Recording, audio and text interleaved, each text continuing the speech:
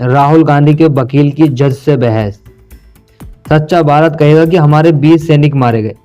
Bench की टिप्पणी पर राहुल गांधी की ओर से पेश हुए वकील अभिषेक मनु सिंघवी ने जवाब दिया। उन्होंने कहा कि संभव है कि सच्चा भारतीय यह भी कहेगा कि 20 भारतीय सैनिकों को पीटा गया और उनकी मौत हो गई और यह चिंता की बात है। बता दें कि अरुणाचल प्रदेश में चीन की सेना हमारे सैनिकों को मार रही है। राहुल गांधी के इस बयान पर मानहानि का मुकदमा दायर हुआ था, जिस पर सुप्रीम कोर्ट ने फिलहाल रोक लगा दी है। अब इस केस में 3 सप्ताह बाद सुनवाई होगी। भले ही बेंच ने राहुल गांधी को राहत दी, लेकिन उनके बयान को लेकर नसीहत भी दी है।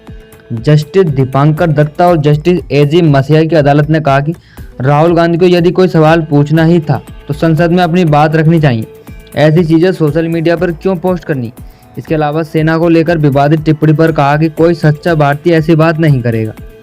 यही नहीं, बेंच की इस टिप्पणी पर राहुल गांधी की ओर से पेश वकील अभिषेक मनु सिंघवी ने भी जवाब दिया।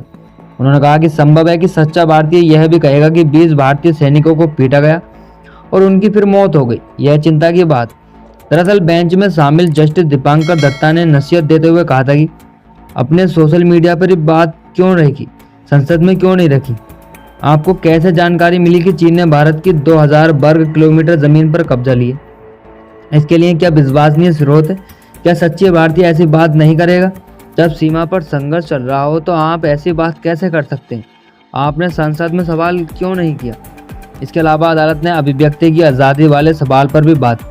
बेंच ने कहा कि संविधान का अनुच्छेद 19(1) के अभिव्यक्ति की आज़ादी देता, लेकिन उसका अर्थ यह तो नहीं है कि आप कुछ भी बोलेंगे।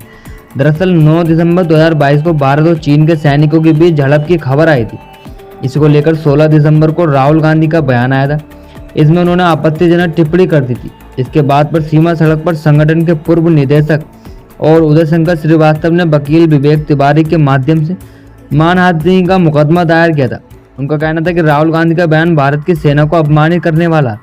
इस केस में ओरिजिनल चीफ जुडिशियल मजिस्ट्रेट आलोक वर्मा ने 24 मार्च को हुई सुनवाई में राहुल गांधी को पेश होने को कहा था। उस आदेश को चुनौती देते हुए राहुल गांधी ने हाई कोर्ट का रुख किया और उच्च न्यायालय में भी उनकी अर्जी खारिज कर दी गई। इसके बाद उन्होंने सुप्रीम कोर्ट का रुख किया। राहुल गांधी को उच्चतम न्यायालय से राहत तो मिल गई, लेकिन नसीहत भी दी गई।